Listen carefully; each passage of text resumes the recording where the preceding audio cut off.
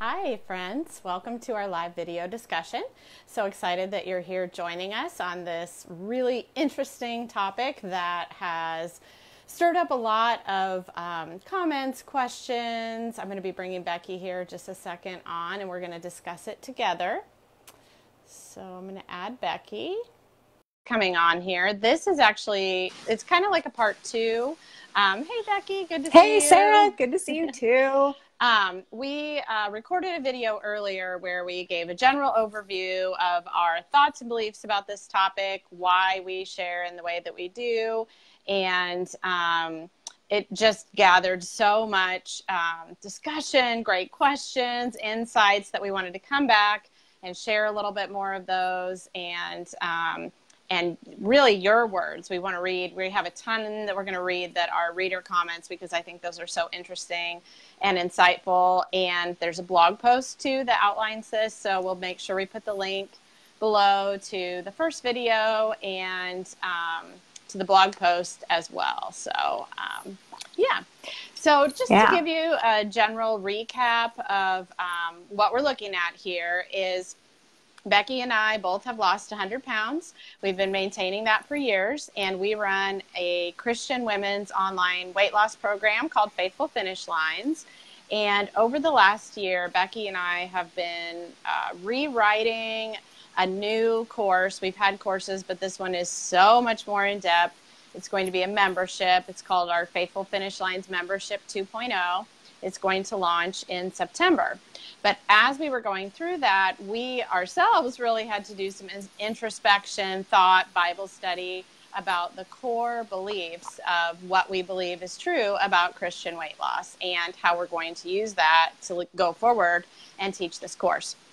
And as part of us doing that, we really needed to look at the word gluttony in the Bible, which we all know is like, not the very most fun word. Does not feel good. No, it does not feel good. What is gluttony? What does that look like in today's society? You know, I think we picture like this big super fat king sitting on his throne, you know, eating, but that's, we know all parts of the Bible are still applicable to us today. So how does that apply to us today? You know, when I overeat Oreos, is that a sin? Is that gluttony? Those are some of the questions that we asked, and we gave our opinion, which has been somewhat polarizing, but that's okay. We actually really love this. First of all, we just love interacting with our readers all the time, but it's okay if, you know, not all of us agree. I think what's really great about it is that the controversy brings us back to the Bible. And that is what matters, because that encourages us to dig deeper, to study. And that's been true for me. Some of the reader questions, I'm like, is that in the Bible? Is it not? Is it something we think is in the Bible, but it's really not? Or, you know, certain Bible verses, is that really what God is saying in that verse? Is that what he wants us to take away from that? So for me, it's been fabulous. I love that we're studying the Bible more deeply.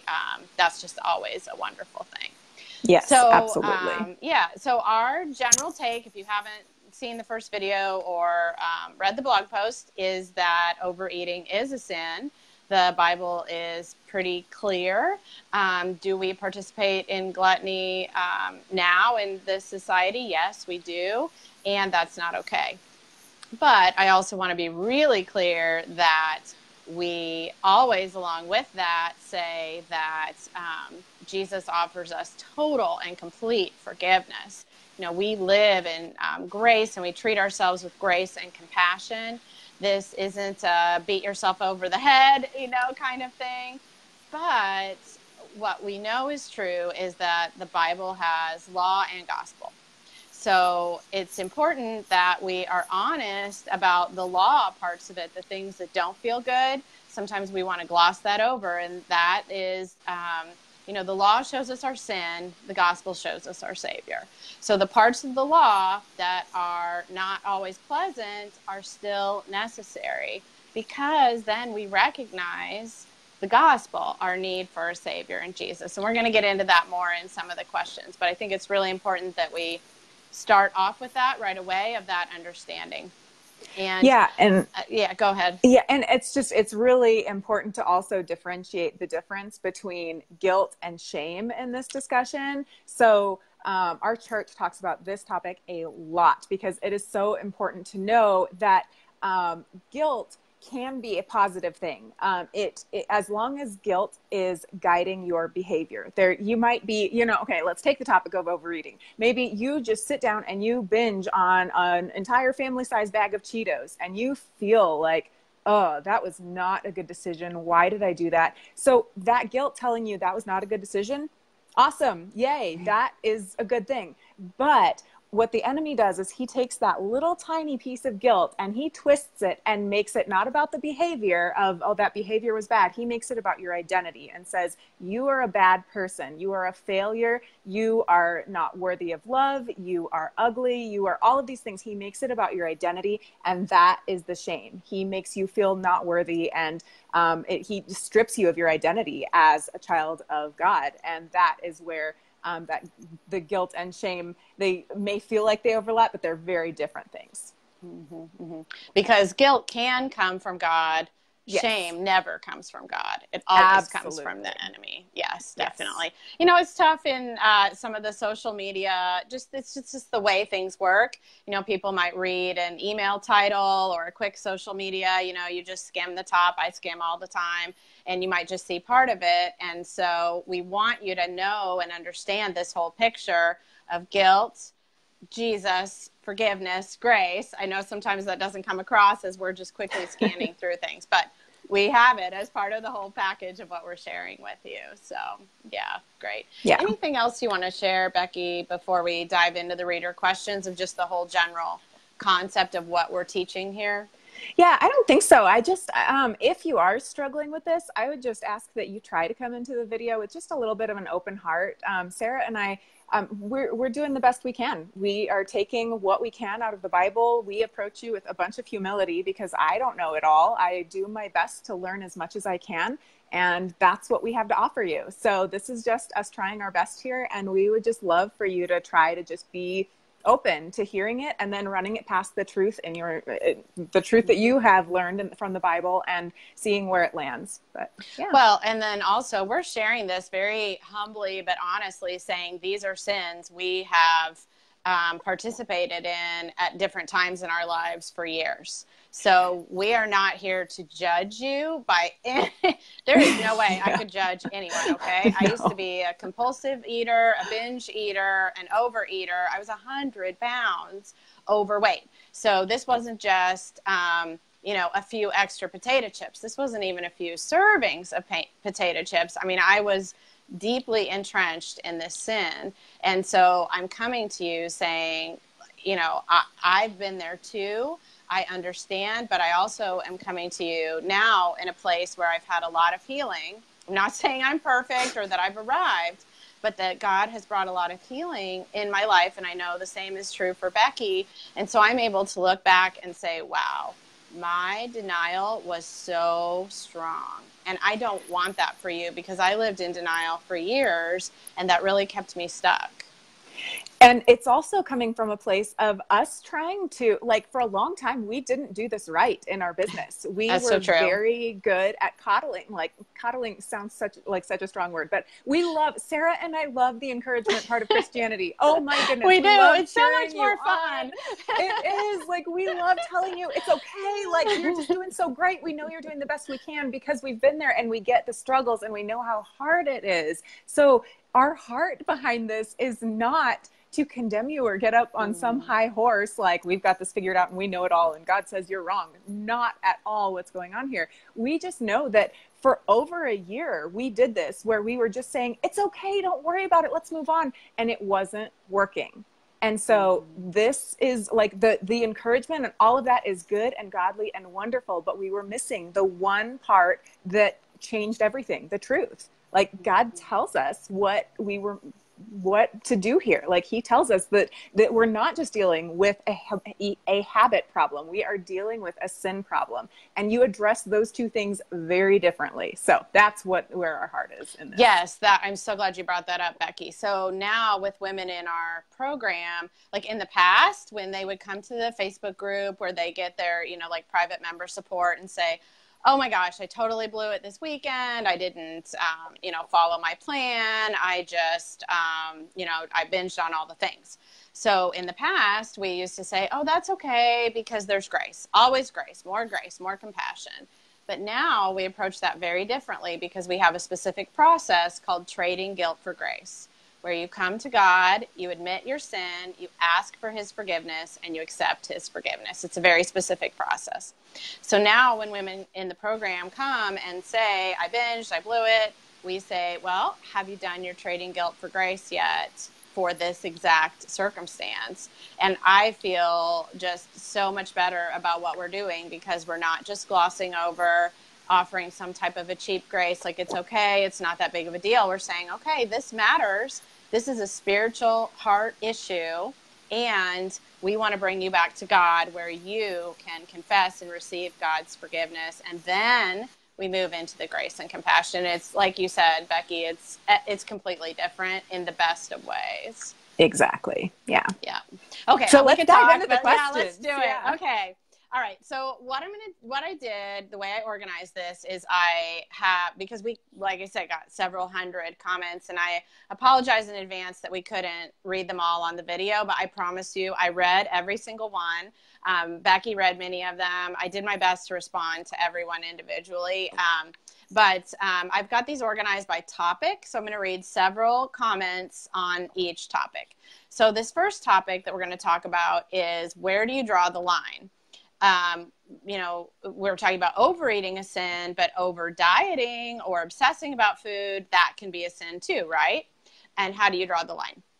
So this is from Sarah, not me, but another Sarah with an H. It says, I understand that it's a sin. I think the problem, at least for me, is that the lines get blurry. When am I overeating? If I go over my calorie count one day, if I go on vacation and don't count, if I binge eat, yes, that's understandably overeating. But where is it otherwise?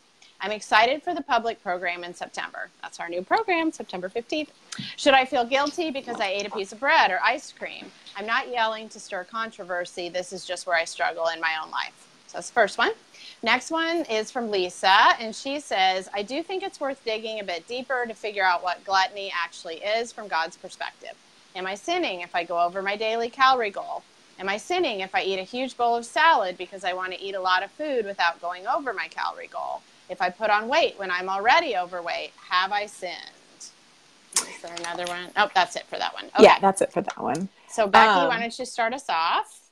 Yeah, so let's just start off by saying it's tough. Like as much as I believe the Bible applies to every single situation in our lives, it is really tough to figure out how it applies to every single situation in our lives, because he doesn't give us specific details like, well, this much is okay, but if you have 20 calories over, it's not okay. We don't have numbers, and that's hard. But we just have to go back to, what are we dealing with here? So sin is something that separates us from God. When we don't know it's a sin, I mean, I can say with all honesty, it was not on my radar in my spiritual life at all for most of my weight loss journey. And so I wasn't dealing with it as a sin. In James 4:17, it says, if anyone then knows the good they ought to do and doesn't do it, it is sin for them. Mm-hmm. Okay, so let's just take that and apply it here. So what's good for your body is different for my body than my body. So we could sit down at the same meal and have completely the same things, and it could be wrong for your body and perfectly right for my body. So we can't break it down to rigid, well, 50 calories is okay, but 100 calories is not okay. We just can't get that specific. But when you remember that this is a heart issue, this is about eternal stuff. This is not about, can I have one more Cheeto? This is about, where is my heart? Am I eating to please the Lord? Am I glorifying him? Am I taking care of my body right now?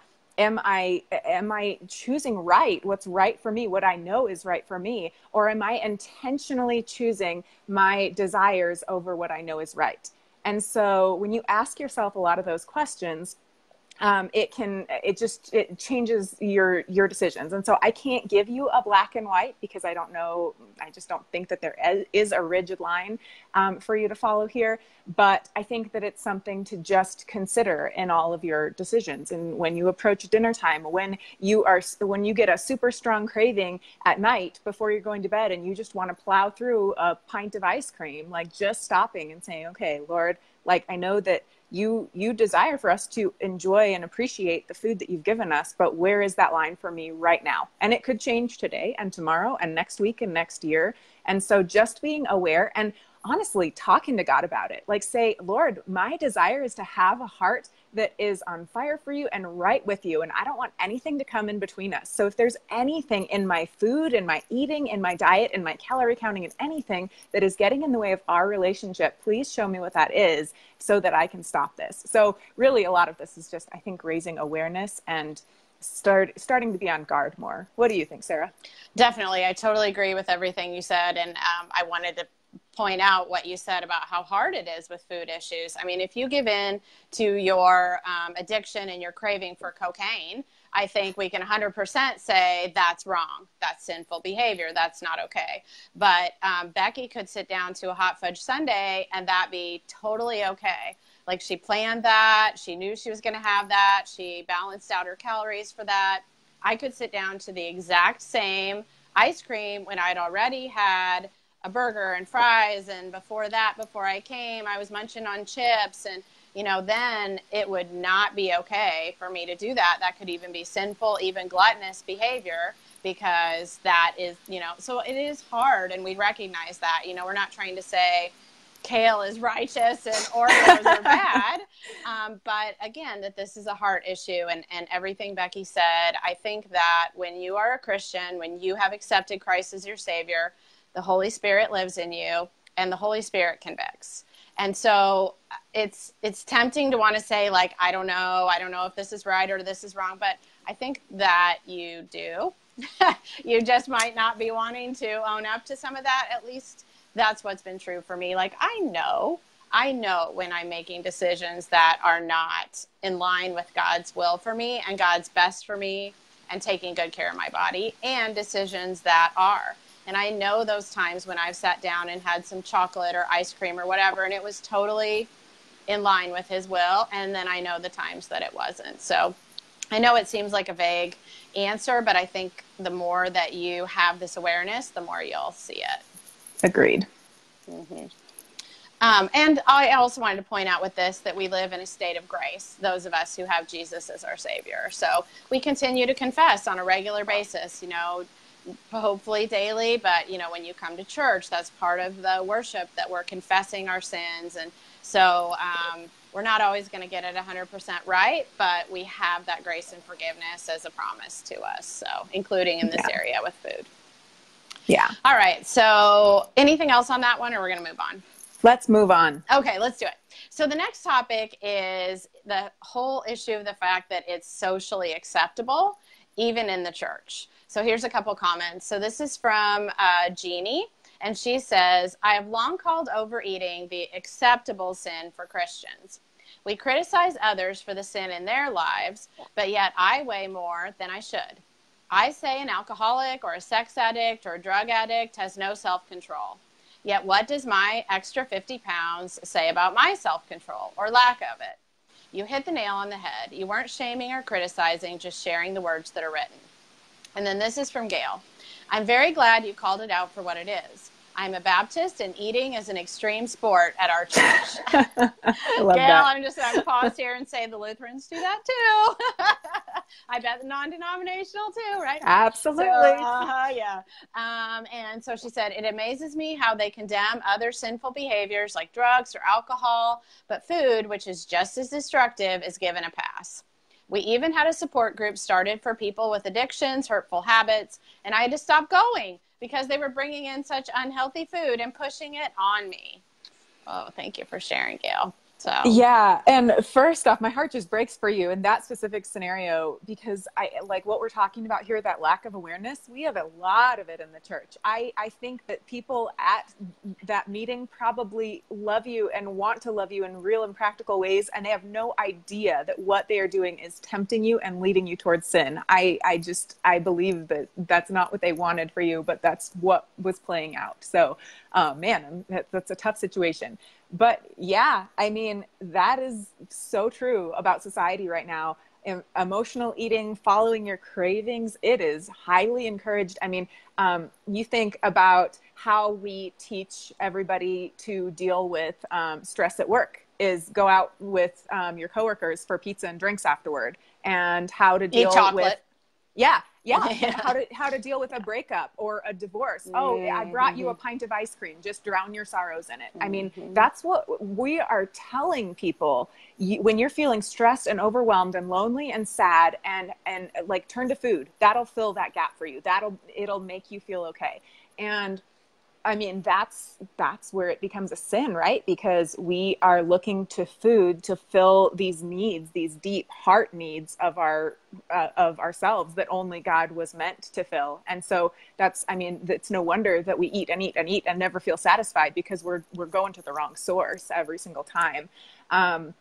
So yeah, all I can say on the socially acceptable sin is that that's part of the reason why Sarah and I are going public with this, because we don't want it to be acceptable in the church anymore. We don't want that to be the thing. Now, I will say it is so tricky, like we were talking about before with those lines, because gathering and eating together, my goodness, what a biblical thing that is. Like, how awesome to be able to share dinner and snacks and like just experience and share life with people at the table. I think that's a beautiful thing. If you've never read the book Bread and Wine by Shauna Niequist, I think it is one of my favorite books in the world. The way she talks about food, it is about it being a godly gift and a way to bring us together and build community. And it is not about the food, though. The food is there and it's lovely and we share it and we enjoy it, but it's not about like, how much can I eat and that feel really good. And so, I mean, God gave us communion. What is it? It's food. Yes, exactly. And so obviously he gave us food to enjoy. And, we think about the feast to come in heaven, and we're going to be feasting and celebrating. And so, yeah, food is absolutely part of it, and such a wonderful way to, there's just something about gatherings, right? When there's food, like, it's just, everything just seems a little bit nicer. So we're not saying that that shouldn't be part of it, but the specific overeating or acceptableness of that is such a huge part of our society right now. It's like, no wonder so many girls and women have eating disorders. I mean, we worship food, we glorify food, we have Food Network, we go to restaurants where there's these gargantuan portions that are like, I'm not kidding you, literally 10 times what you need to be eating. There's billboards about food. And then we have models who are so thin that is like anorexic proportions. They look like little boys instead of girls. And so, I could go on a tangent about this. That's my little soapbox. But yeah, we cannot look to society to teach us what is right and wrong about food, because obviously it's heavily skewed. Oh, and then the fact that so much of our food is genetically engineered to make you keep eating it. And that is because, yes, the whole point of it is to sell the food, not to necessarily make you a healthy person. So, yes, that's a whole other tangent, but it does play into this conversation. It does. And the goal of this, in this specifically, in this topic of it being socially acceptable, the point is you set your boundaries for yourself. You are the one that has this information now. You are the one that knows, okay, well, I know that that's going to be too much for my body. Even if everybody else at this table is eating that doesn't make it right for me. This is the whole premise of peer pressure, right? Like, they're telling me that it's good for me. They're telling me I'll love it and it'll feel good. Well, it's your job to decide what goes into your mouth. It's you and you alone. Nobody's force feeding you. Even if they're pressuring you, even if they're encouraging you and enticing you, it is your responsibility to set those boundaries. The other thing I was just thinking with this one is just my heart to yours, that we wear our weight struggles on our body for everybody to see. And it's hard. It's hard. It's tough, you know? I mean, there are a lot of sins that we can hide, or, you know, other people can hide, but this one, it's out there. So if you're really struggling with food and your weight, people can see it. If you're doing better, people can see it, and then they comment, which maybe that feels really great to you, or maybe those comments make you feel uncomfortable. But like it or not, our food issues, not all of them, because some people hide certain things, but a lot of it for those of us who are overweight are very visible, and that is, it just presents for me anyway, it's presented an extra layer of challenge. It's not just between me and God. I have this other part of the issue that I have to reckon with and you know, continue to deal with. So absolutely. Yeah. Okay, next topic. This one is, there were people who out and out said overeating is not a sin. You wrong, girl. You don't know what you're talking about. So this is some of their comments. Renee says, I don't believe that all weight gain is sin. You have to take in those families that have the makeup that no matter what they eat, there is weight gain. My daughter has depression and takes medication, which one of the side effects is weight gain. Was she sinning? I don't think so. And then this one from a reader, it says, do not condemn, do not shame those struggling with weight that they are sinning. Another reader said, overeating is a sin against the body, but not against God. And Joseph said, overeating is not a sin. Calling it such is problematic at the least and dangerously irresponsible at the most. Please remove me from your email list. So, bye, Joseph. Bye, Joseph. Bye, Joseph. And then Jennifer says, I guess it could be referred to as a sin, but I just don't find that serving to think of it that way. Yeah, so there are a lot of different pieces, a lot of different angles there to hit. So I guess I'll just start in order. Yeah, go for it. Yeah. I mean, so the first one was talking about being overweight, like that not all weight gain is a sin. I don't think we've said that. I mean, when you gain weight when you're pregnant, that's obviously not sinful. Good point. You got one there. Yeah. So I don't think that was ever our claim. I mean, we could correct words if it came across that way. So yeah, of course, there are medications that cause you to gain weight like that, and that had nothing to do with prednisone. Anyone, you know, yeah. 5 pounds, goodness, you know, yes. in a week or something. Yeah, it happens. Yep. Yeah, and so that's not what we're addressing here with that being a sin.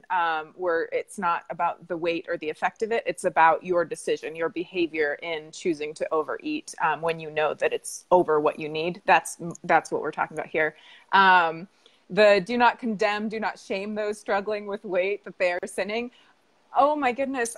My heart just goes out for this person, because you have to call sin, sin. I mean, I don't think that it does any of you any favors as Christians. We should not be minimizing, rationalizing, or pointing the finger of blame when it comes to sin. We should not be covering this up and saying, like I mentioned earlier, Sarah and I tried that route. We tried it's okay, just grace. That's not dealing with the root of the sin. And I don't think that it serves us at all to say it's okay. I mean, think of the extreme example. Think of somebody in your life who is going to cheat on their wife. Like, you don't just brush that under a rug to make them feel better. I mean, that sounds really extreme, but that's my heart behind all of this. Like, I could care less about your weight. I don't care if you're overweight or what your pant size is. I care about your relationship with God. I care about your heart. I care about the quality of your life. And from an eternal view, you have to deal with what is. And that's not shame that we're talking about there. Calling sin, sin is not shame. Like we talked about earlier, there may be a little bit of guilt or some conscience guiding like telling you this behavior is wrong or whatever. What we are saying is not shame. We are not shaming anybody. We are not placing that on you. There is no shame from us. We are all about, like, let's call poor choices what they are, and let's get back to the place where we are right with God, and let's move on and do better where we can. That is our heart here. So no, I don't think that we're trying to shame anybody. I'm going to break in here just a second, Becky. Just as you were talking, something I was thinking about was when I first started going to therapy for my food issues, specifically for my food issues, and I saw a therapist who specialized in eating disorders as one of the things he does. He actually was not a Christian. One of the very first things he had me do is share in exact detail my last eating binge. And I hated him. I hated him in that moment because I felt naked sitting there on that couch. I did not want to talk about it. I did not want to own up to all the food. I did not want to own up to the portions. It was horrible. And, I don't remember exactly, but I'm sure I lied. I'm sure I told him a quarter of what I actually ate, which he probably figured that out. I mean, I was sitting there 100 pounds heavier, but I think it shows how important it is to get real and be honest. Even from a non-spiritual perspective, you have to get real about what you're doing. But then when you take it to a spiritual perspective, even more so, how important it is and how miraculous that with our God, we can be totally honest with him. We can come to him and admit our sins. And he's standing right there offering us, it gives me chills just thinking about it, his complete grace and forgiveness. It's beautiful. It's wonderful. But, I think that this is such an important issue that we do need to be honest about places in our life where we're sinning. Yeah. Yeah. Completely agree. Yep. And it's really hard. We're not saying it's easy. Sarah and I we hold each other accountable for this and we'll ask each other questions and we'll usually come back and say, hey, my response to you last time, I was really trying to downplay this, but I was wrong there. And I mean, we don't even mean to do it. It's like our natural response is to say, oh, but there's just this little thing and it's not a big deal. And then we justify. Yes. And if you have, Yes, if you have continued food issues, I think it helps to be aware, like this could very well be your spot where Satan loves to get in there and tell you it's not that bad, it's not that big of a deal, everybody does it, everybody overeats sometimes, everybody loves Oreos, everybody has chocolate when they're having a bad day, and that is so dangerous, really. It is spiritually dangerous, and so being aware is... I hope that you come away from this video with a new awareness about this issue in your life and the spiritual aspect of it. Yeah, definitely. On the overeating as a sin against the body, not against God, I would love to just ask them more questions on what that even means to them. There could be something that I just don't know there. I don't separate the two. Sarah, any response on that one? Yeah. Same. Yeah. I did actually email her back briefly and we chatted just a little bit about it. And I'm not Catholic, so I'm not going to go into that, but I do know the Catholic Church they show a distinction of different types of sins, but I'm with you. Sin is sin. Sin separates us from God. I would say every sin is against God. Yeah. Yeah. And then Jennifer saying overeating is not a sin, calling it such as oh no, that was Joseph. Overeating is not a sin, calling it such as problematic. We already addressed that. Like we should call sin a sin. And then the last comment from Jennifer, I guess it could be referred to as sin. I just don't find it serving to think on. I would challenge you on that, Jennifer. If that is shame creeping into you, saying, well, you can't call it a sin because that makes you a terrible Christian. If that's what you're hearing here, that is not from God, and that's not from us either, because that's not what we're saying here. We are calling sin a sin so that you can get back into that right relationship with God. It is, I mean, if there's something broken there, our ultimate heart is to help you fix that. We want everybody to be in right relationship with God. So, I think that it's incredibly serving to call sin sin and deal with it as such. As hard as that is. I think you answered those awesome. I do not have anything else to add except for my little rant in the middle there. I loved your little rant. It was lovely. Okay. So the next topic is that good or healthy choices can be just as much of an idol as overeating. So these were some of them. The first one, this is from a reader, and she said, I have seen food be an idol, but I have also teetered on the edge of the health, wellness, weight loss thing being an idol. How do you find balance? And then this is from Jennifer. She says, if overeating is a sin, calorie counting can be a sin because we're relying on that instead of God-given hunger cues. Overexercising because of overdependence, choosing to engage in obsession and anxiety over body image and food would be sinful. Thin righteousness or supremacy is also sinful. Yeah. I mean, both of them have very good points. Yes, other things can absolutely be idols in your life. Healthy, good things can be idols in your life. And yes, so really the most important thing for both of these topics is just where is God in relation to your exercise, in relation to your eating, in relation to your calorie counting? Are you thinking to yourself, if I go over my calories for the day, I'm ruined, I'm a failure? Well, that's shame speaking at you. That's not your calories. Like, the good thing, the calorie counting is the good thing to keep you within your healthy boundaries, but that's not what's telling you that you are a failure. That's shame. So, and calories are neutral, and counting calories is neutral. It's exactly. not. Like, and that's kind of, so all of these things that you guys mentioned, the calorie counting, the health and wellness, the exercising, all of these things, they're tools, right? Exercise is a tool to help our bodies feel better, to take care of ourselves. Calorie counting is a tool to help us learn how to eat within healthy boundaries that are good for our bodies. So if you keep those as tools, then they're not going to become an idol in your life. You're not going to put them above God. So just, I mean, hold yourself accountable to that. Like, we talk all the time about making exercise an act of worship. That is putting God at the center of your exercise. You're exercising to glorify Him. You should be eating to glorify Him and take care of your body for Him. If God is not the center, then something else needs to shift. So absolutely, those other things can become idols. Totally agree. And I've totally done it. So, yeah. This is another one where I am not sitting here in judgment of you.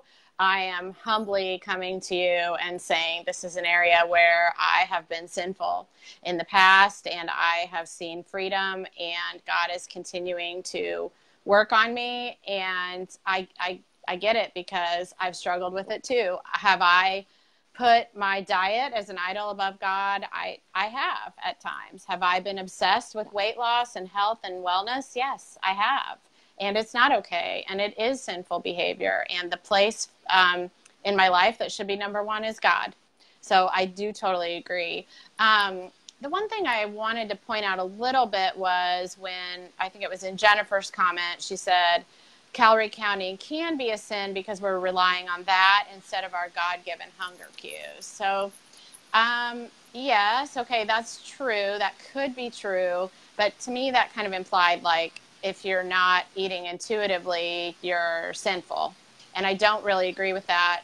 The way our program works, we teach women to start with calorie counting and then gradually move to more of an intuitive eating style. And we have really specific reasons why we do that.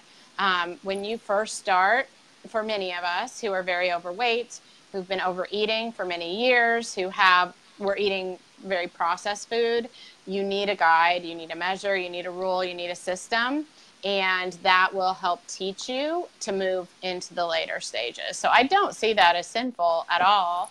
And I see in myself and many of our women that they can use those tools in a very God-honoring way. Yeah, absolutely. And the other caveat I just want to add on those topics is that so this is where I got caught up a lot. I felt like for a long time, if I just did enough of the good things, I would earn my worth. Because a lot of my shame and insecurity as an overweight person was my fat makes me worthless. I am less than, I am not worthy of love or like a worthy person or all of those things. And so if you are doing those things to earn your worth or earn your way to, I don't know, earn your acceptance or love from God or other people, that is going to skew your progress too. And that's going to skew your view. Like, that's not using tools as tools. That's using tools to earn your identity. And that's not where we want you to be with that either. Mm-hmm. And that can be so subtle. That's hard. Like, it's not like you're going around saying, oh, I'm trying to eat healthy today to earn my worth with God and others.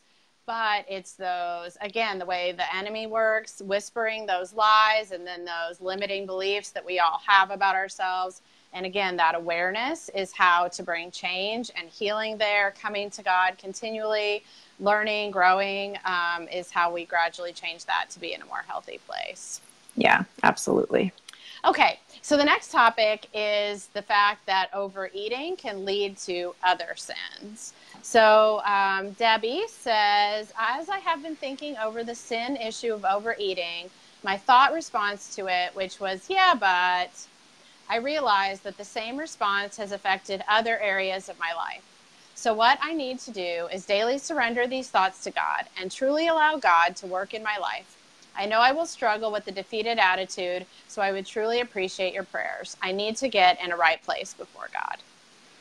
Absolutely. I will say that on my weight loss journey, I have a blog post about how the fruit of the Spirit played out on my weight loss journey and how I grew in each of the fruit on my weight loss journey. Now, I'm not saying you have to lose weight to experience the fruit of the Spirit. What I'm saying is God used my weight loss journey to grow those things in me, and they overflowed into every area of my life. I thought that I was just focusing on losing weight, and now I am a more responsible person. I'm a more loving person. I'm a more patient person because I've learned not to give in to food cravings right away. And so I've taught myself to wait, and it's okay to not satisfy my desires instantly.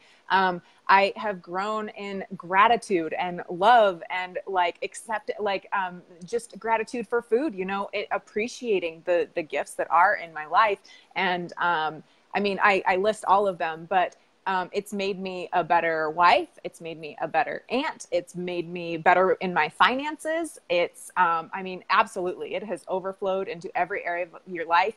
And that's the positive side of when I was actually growing in those things. But on the negative side, it absolutely affects every part of your life. If you are dealing with giving in to temptation in eating, there are probably other areas of your life that you're struggling and giving into temptation. And so whatever that looks like for you, like we're talking about here, this is a sin issue that we're dealing with. This is not just a habit of overeating. This is a big heart-changing, life-changing thing. And when you affect it in one area, it's going to affect all of the areas. I'm just laughing because Becky and I didn't talk about the specifics of what our answers would be. And mine, fruit of the Spirit, it's written down right there.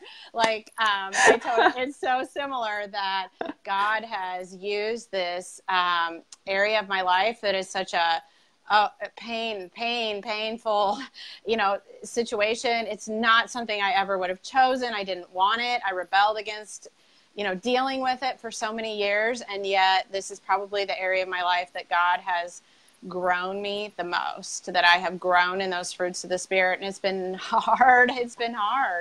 And so for those of you who continue to struggle with these issues, I want you to know that my heart is with you. Becky's heart is with you. We get it. We so get it. We've lived it. We are living it in the trenches. But we can also tell you that there are beautiful fruits here to be had. And we know that it's tough. But we also know that God will use you in incredible ways that you never could have even imagined. Absolutely. Yep. So I want to pause for a second here for those of you who are listening. We'd love to hear what your thoughts are. Becky and I have been talking. So tell us what you're thinking. Do you have questions or comments about some of the topics that we've had? Or if you're watching the video after, that's still totally fine. Post your comments because Becky and I will come back and watch them. Do you agree, disagree? What is this stirring up in you? Because I know this is a lot of emotional stuff. So share with us in the comments below and we'll watch. And maybe at the end, if there's some, we'll respond to all of them at once. So, okay, so here is the next topic. And it says, the way you said it was the problem, Sarah, and Becky too, but mostly Sarah because I wrote the email. Okay, so this is from Kimberly. People are coming to you for support at various levels of need, depression, support, and strength. And it takes knowing this fact to make a good coach, counselor, or helper. Sometimes having an unconditional, loving, and supportive relationship with those you're helping is more important than you or your message being right.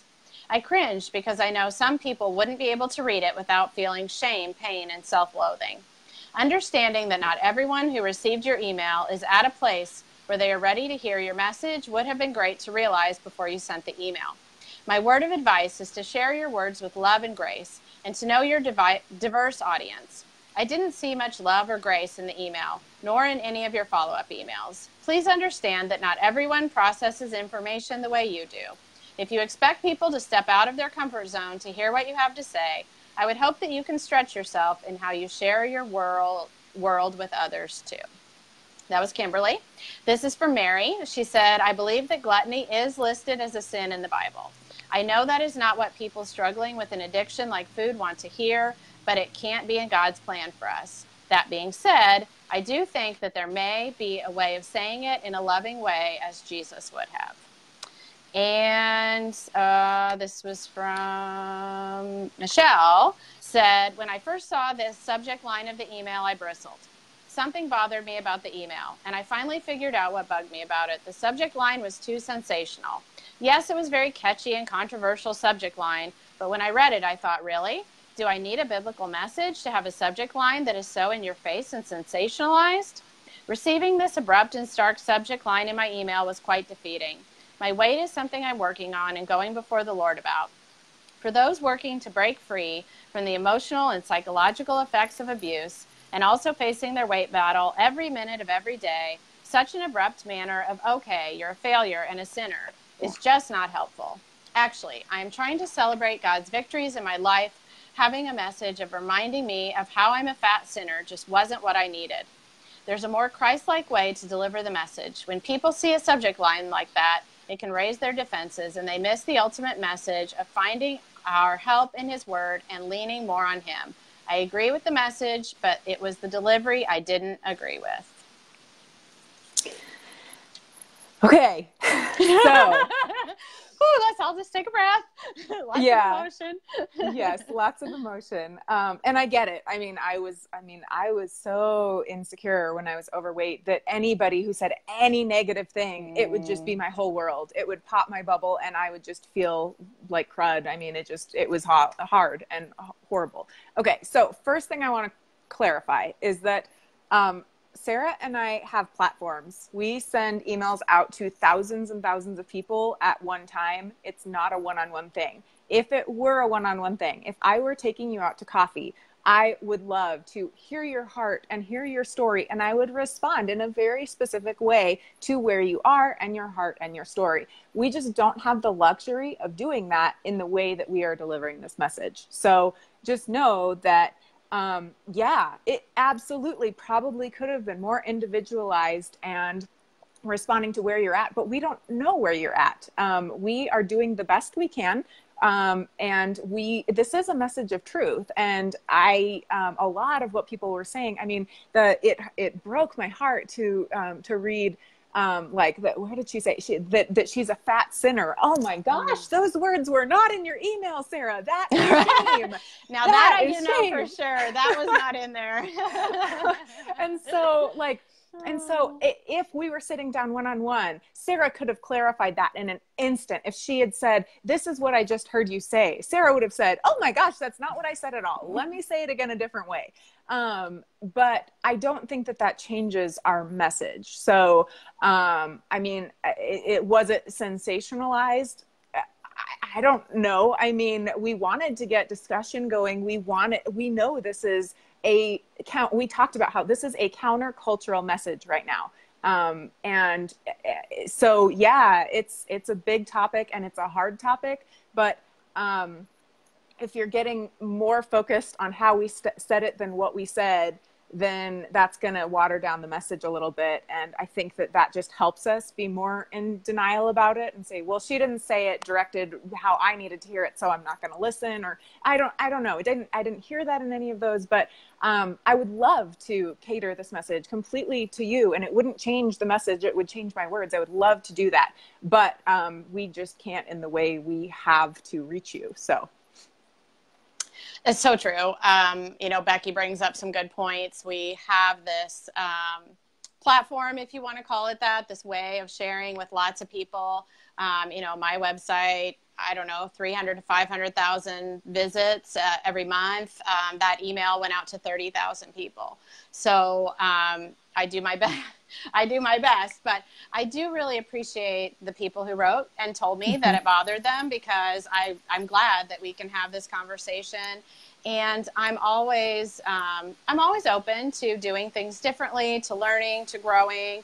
I'm growing in this calling that God has given me. You know, like I shared, this is the most painful experience of my life, being overweight. I'm not sure I can really say I chose to be here. I really feel like God chose me to be here. And I can say for sure, like becoming a triathlete, that was so God, because that is not something I ever would have chosen. I hated exercise for so long. So this is all, I truly believe it's God ordained. And so I continue to learn and grow.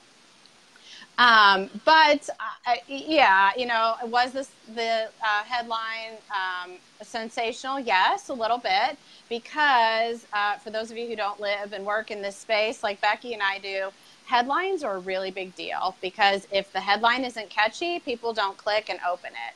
And the way I look at that is, if they don't click and open it, then I've lost my chance. I can't share anything with someone who just doesn't open their email and it goes to spam. So do I try to write emails and blog post titles and even Facebook titles in such a way that people will click on it? Yes, I do, because that's the way this works. Otherwise, I can't share. The one thing I wanted to point out, though, is I think 2 out of the 3 people said you should have said it like Jesus would say it. And here's what I want to say about that. Jesus was not always a nice guy. This is really important to understand. Jesus said things like, I bring not peace, but a sword. And he said, you brood of vipers, which also John the Baptist said. And he said a lot of other highly divisive things. And when you look at the way he, confronted the Sadducees and the Pharisees, he was not being Mr. Nice Guy with the, butterflies all around and, the little halo picture that we have. That is not who Jesus was. So when you say to me, you should have said it like Jesus said, then I think that might have been, I'm just not even going to, I'm not going to call people snakes or whatever. I'm not God. But sometimes the word of God cuts deep. And the Bible even talks about that. And that is not me doing that. That is God's word doing that, because that's its job. That is such a great point. Yeah. Double-edged sword. It's hard, but that's the reality of it. And I think it goes back to what we shared earlier in the video of that's the whole point, right? To wake us up out of our denial and then bring us to that grace and forgiveness. That is the whole point of it. Yeah, absolutely. Okay. There were a couple other just interesting questions that didn't fit into any one topic, but I wanted to share. So one of them, she said, this was Anne. She said, you guys hit on a topic that I struggle with. How can I justify spending $44.95 a month for Weight Watchers to help me not eat too much when there's so many other people in the world who do not have enough to eat? It makes me feel guilty. I'm actually just going to read that part of it, Becky, because I think that's enough. She went on and talked about some other things. But how do you justify spending money on weight loss? Maybe that would be just a good way to summarize it. So we always have choices. We don't even always know what the best choice is. Sometimes there's a very clear, ideal best choice, and sometimes there are just lots of good choices in front of us. If Weight Watchers is helping you learn to treat your body better and learn to overcome the sin of overeating in your life, I would say that is a very worthwhile investment. It is so hard that we have so many people in the world who do not have enough to eat. It is heartbreaking, and I wish there were an easy answer, but maybe there are other solutions to that. So maybe with that money that you're spending on Weight Watchers, you're eating less food than you were before. Maybe that savings that you're saving on your food budget, maybe that's going to feed the hungry or something like that. You always have options. And again, so what I'm afraid of in this comment, and that we hear a lot, is we get ourselves in this place where we think, if I can't do everything, I'm not doing anything. And so if we're saying, I want to feed all of the hungry people in the world, and it's not fair that I'm overeating and they don't get fed, and so I'm not going to pay that $45 to Weight Watchers, well, does that necessarily mean you're going to put that $45 towards feeding hungry children? I mean, that's a tough love, but that is so true. It's just often we let things stop us from doing good things. Like our good intentions turn in, they just get stagnant. We just get stuck because we get so caught up in our thought world. And so, like I said, that verse in James, if anyone then knows the good they ought to do and doesn't do it, it is sin for them. Okay, so do you know you should get your eating under control? Do you know you need support for it? Then you should probably invest something into getting support for dealing with that heart issue in your life. That's my stance. I'll just say my own personal experience, which is I've spent a buttload of money on weight loss, and I don't regret a single dollar. Not a single dollar, even the things that you might say were not successful. Like all the times I did Weight Watchers and lost weight and then gained it back. It's really tempting to say, oh, I just wasted that money. But from each one of those, I learned something, and all of that collective learning went into the final time and my success. And since I've lost weight and while I was losing weight, I've spent a ton of money. Triathlons are really expensive, really expensive. Gym memberships, therapy copays, healthy food, taekwondo. Oh my goodness, that's expensive too. And it has been absolutely worth every dollar. So, you know, like if I was talking with Anne, I'd be like, you go for it, girl. I mean, I think that is a wonderful investment, because if you are taking care of you, there's so much more you will be able to do for the kingdom.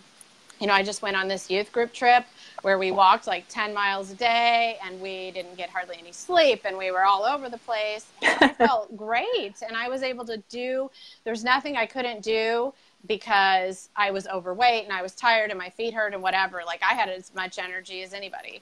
So how awesome is that? And so I see that as the fruits of all of this that I have invested before, so that I can serve God in the most powerful way, because I feel good, I've got energy, and I'm at a healthy weight. So, yeah, absolutely. Okay, cool. So the other one, just interesting question. This was from Sarah, another Sarah. It says, if overeating is a sin, why would God have told the Israelites to have feast days in the Old Testament? Okay, so I will readily admit that I have not done a ton of research on feast days, and I did some for the video, and it was really interesting because from everything I found, feast days are not feast days were gathering the best food, the first fruits, the choicest meats. They were about enjoying the best food, not the most food. And so I just thought that was really interesting, because that would mean that feast days don't contradict the gluttony at all. It just goes together. Of course, like God says, enjoy the good things that I'm giving you, but he doesn't say, well, and over enjoy them. And like, I mean, he even talks about not to eat too much honey. You're going to make yourself sick. Well, don't eat too much honey. You're going to make yourself sick, even at a feast.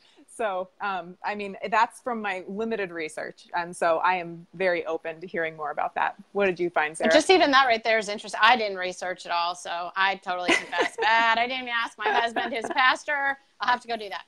But this was my first thought, was just because it says feasting, why are you assuming that that means overeating? And what that showed me is how skewed, again, we are in our culture. This is one of my big issues with Christmas. Like, we just automatically assume, well, it's Christmas, I kind of have to overeat because everybody does. No, you don't. You're making the choice to do that if that's what you want to do, but there's nothing that says you have to overeat in order to enjoy Christmas. And that's how I looked at this verse, too. Absolutely. Yep. But we'd love to hear everybody's thoughts on that. If anybody is an Old Testament scholar, Hebrew scholar, feel free to jump right in and tell us more. Yep, exactly. Okay, so we've got just a couple more comments that I wanted to close with because I thought they were really good. So this one is from Chris, and she says, when I know I've overeaten in a gluttonous way and I feel guilty about it, for me, that guilt is how I know I have sinned. Same with many other actions. My conscience tells me, because I'm generally tuned in to God. Not perfect at all, not boastfully, but I'm saying when you're walking with God, he will speak through your conscience. He's currently convicting me in a whole different area. So yeah, if I've worked out hard and exerted a lot of energy for several hours, and I finish off a burger, fries, and salad and feel just barely full, I don't feel guilty and I don't believe it was sinful. But if I'm feeling sorry for myself and eating that same amount but feel overstuffed and didn't need it and feel a twinge or more of guilt, there it is. My conscience reminding me, convicting me of the truth of my sin, which likely stems from that underlying thing that I used as the excuse to overeat. We are so politically correct, even with ourselves, that we sometimes miss God's built-in loving reminders to come back to him. Yeah. I just thought that summarized it all so well. And then Susan said, ouch, if your message is a hammer, I'm the nail. Really hurts when you hit it square. Yeah, I get it. We're not saying anything that we ourselves haven't experienced, right? Exactly. And then Rebecca said, it wasn't fun to read that email when you first sent it, but I knew the words were true. Well, it was convicting to hear, and I had to ask for forgiveness, and I cannot put into words how much freer I feel. That's the point right there. Yes, it's what came from. Yes, that's the freedom. Yay. Yes. And then this is from Linda. None of us like to be confronted with truth, especially when it hits the spot of our denial or lack of onus. Gluttony and lusting after someone's food or drink beyond just a craving is all sin. Being someone who's on the uphill battle of losing 70 pounds, I've had to call a spade and get real with my mental, spiritual, emotional, and physical issues. Because we live in a time of grace does not mean that we are not accountable. I commend you. Christians need to stop living in the gray area of thinking everything is okay and be the light in a dark world. Love your blog. Thank you, Linda. Sweet. And then this last one is from Cora. And she says, your words may be controversial, but they are all true. I did not see that you were shaming anyone. If someone is feeling shamed, maybe they are under conviction of what they are doing. Also could be very I'll just true. leave it there. Yeah. So I think what I want to do is I want to talk just a little bit about our Faithful Finish Lines program, just super brief. And then I want to get to the reader comments and then we'll close with prayer. Okay. So I mentioned this at the beginning of the video. Becky and I have this program called Faithful Finish Lines, and we have a new program that's launching in the fall. This is specifically for Christian women who want to approach weight loss from a Christian perspective, all online, and it's going to be a membership. We're expecting the payments to be $49 a month, so I can tell you right outright, if you need to start making some budget changes, now is the time. Starts September 15th, going to be amazing. It's kind of a membership and a weight loss course, I guess you'd say, all rolled into one. There are 10 stages, and you go through each stage, and we expect that process to take you about 9 months to a year. And then we'll continue to have things for maintenance like after that is over too.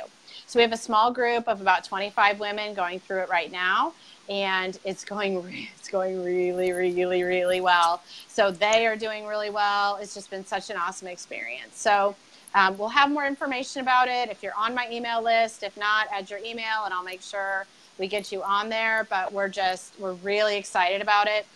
And as I said, some of this tough stuff, but really valuable stuff like owning up to overeating being a sin, what is gluttony, trading guilt for grace, do I count calories, do I do intuitive eating, all of that is rolled into this. So we have super practical stuff like what should my plate look like and what should be protein and what should be vegetables. Like we do all of that. And we do the spiritual. We have a whole month where all you go through is just the spiritual. So it's a very deep study of the fruits of the Spirit, how that goes with weight loss while you're still losing weight too at the same time. So, I mean, it's just very well laid out. We've been working very hard on it, and it's based on so much of what we learned from our 100-pound weight loss, each of us, what worked, and research too of what we know to be true. So yeah. And it's all intertwined, all those practical steps with the faith journey that you're on, and it's not overwhelming. We just walk you step by step. Like first you do this, and when you master that, then you move on to here. We talk about emotional eating. We talk about exercise and where that should fit into your weight loss. I mean, every topic you can think of, we hit on it pretty hard, and it is just awesome. And there's so much grace in there too. And every time it's actually really fun too. It's really every stage, like pointing straight back to God. So and actually a couple of the women who are on this call right now, our video right now, are in the they're in it now as part of the practice. So we'd love to. I saw Carol, and who else is on here? Nancy. Was Nancy on here earlier? I think I saw Nancy. Yeah. So tell us in the comments what it's been like for you so far. What's been the most helpful? What's insightful? Women will eat that up. They'd love to hear what you have to say. So yeah. Okay. So let me get to some of these comments. Carol says, tell me that Jesus was nice and sweet when he told the woman at the well. Ooh, right. Oh, she said, good example. Yeah, the husband. Oh, I think she's going to say it. I don't have to say it. You're right when you say you have no husband at home. You've had 5. Oh, and the guy you're living with now isn't even your husband, right? Yeah, Jesus. Not nice to the point out her sin like that. No, Jesus always speaks in love, but love is not always nice. Oh, that's, yes. Mm-hmm. That is so it's true. Truthful. Love is always truthful, not always nice. Yep. And then Kathy says, my reaction to the topic was finally someone understands what I believe regarding overeating. Many well-meaning Christians maybe want to pray for my physical healing instead of standing with me to overcome sin and embrace Jesus. That's really interesting. Mm-hmm. Yeah, I appreciate that, Kathy. Good. You know, I think some of that is that, and I learned a lot about this from Beth Moore, from some of the Beth Moore Bible studies. You can have a situation in your life that is totally not your fault. Because you said healing, I'm thinking maybe you have some physical afflictions or health problems or whatever happen. This is also very true for those of us who have experienced any kind of trauma or abuse. But what happens is that sinful behaviors come in and entangle and wrap around that. And we have to recognize that. So was this initial thing your fault or a sin? It might be the case of no, absolutely not. Like that illness is not your fault. That trauma or abuse is not your fault. But you do need to be honest and get real about the sinful behaviors, habits, these things that have entwined around that. And it also hits on the topic of people just don't know how to support you in weight loss always. Mm-hmm. People love us really well with brownies and fresh baked bread and like things like that, right? That's just so true. Common. And so, I mean, that's another thing that's a whole section in our program. We tell you, how do you build your support system? How do you communicate to people? This is how you support me, by not offering me like tons of junk food at an addiction meeting when I am trying to break my food addiction. You know, like we try to give you the tools to deal with that as well, because I believe that most of the time people have such good intentions and they just have no idea how to show you that kind of support. That is so true. And ultimately where we want to get you, and where I believe you will get to, is being okay with all that stuff. You know, like just the way my life is situated, I have junk food around me all the time. Like I've got kids and teenagers and church events. And like you said, people bring me stuff and I'm okay with that. I'm not saying 100% of the time it makes me happy to have a big plate of brownies shoved in my face if that wasn't part of my plan for the day. But I have such tools and strategies that I can work with that now. So you can get there too. So Nancy said, I thought this message was needed and I did appreciate it. I do thank you both. I know it wasn't easy. I am thankful for you both. Oh, that's so sweet, Nancy. We're thankful for you too, Nancy. You. And then I thought Susan had said one too, but I can't see. Can you see any other comments, Becky? Susan said, the subject caught my attention in a thought-provoking manner. I appreciated it very much.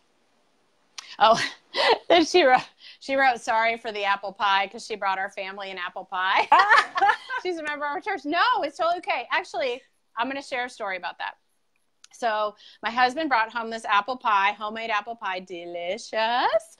The way that I'm working my particular program right now is that I'm writing out what I'm eating 24 hours in advance. So what I did is I cut a nice, delicious piece of this pie and I put it in a little container and I hid it in the back of my cabinet because I know my family and I knew that pie was not going to last the day. And I wrote it into my food plan that night and I had it the next day. And it was completely delicious. I heated it in the microwave. I actually even had a little bit of ice cream with it. It was so good. And I savored it 100% guilt-free, 100% guilt-free, because that is the process that we're teaching in this new Faithful Finish Lines program. It worked out beautifully. So thank you for the pie. It was totally fun. Yeah. Yeah, totally fine that's because awesome. I have the strategy to, that's how I'm doing it right now. It's great. Yep, So yeah, absolutely. good example. Cool. So I think Were we're there other good. Okay, Yeah. good. I think we're good. If there's Okay. any other comments, Becky and I'll answer afterwards. You know, feel free to. Oh, Susan said Susan pew. says pew. So you can bring more pie. We're totally good with it. Yeah, well, and that's the other thing, like, right? Because it is okay to love people with pie. Gosh, I feel loved when people bring me pie and brownies. I just think that is like so kind that I cross their mind, how considerate that they are, you know, spending time baking for me and sharing with me. And it's just lovely and wonderful. And I see the gift for what it is. And then I run it through my own boundaries and say, this is how I'm going to enjoy that. So that's my And I would responsibility also versus yours. say, not to get off too much on a tangent, but Becky and I are years and years into this. I'm like 12 years into my recovery. So that might not be where everybody's at right now. Yeah. Like if you need to say no thank you, or you need to ask certain people in your life to please do things differently, that is totally okay too. Because when I first started therapy, you know, maybe I would have had a totally different response to that, like burying my face in the pie and eating 4 pieces. So I'm not kidding. So that's really okay too. And that's part of how we walk women through that process. Yeah. Yep. Awesome. Well, let me pray for us really fast and then we'll close out. Yeah.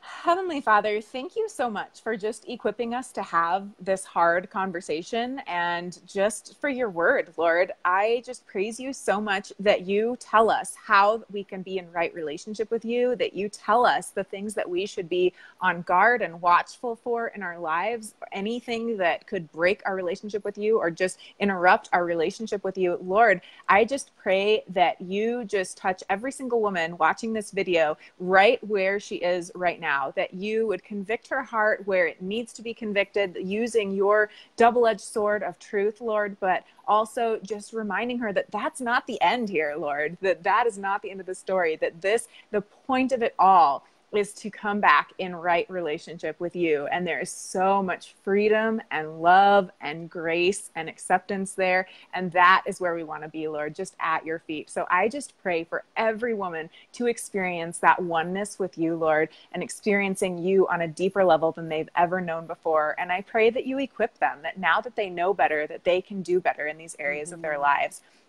So I just thank you for every single woman watching, and I thank you for giving us this way to talk about this issue, and I pray that you work in all of our lives and that we can just continue to fall more and more in love with you and crave more of you in our lives more than any food around, Lord. We just love you so much, and it's in your heavenly name that we pray. Amen.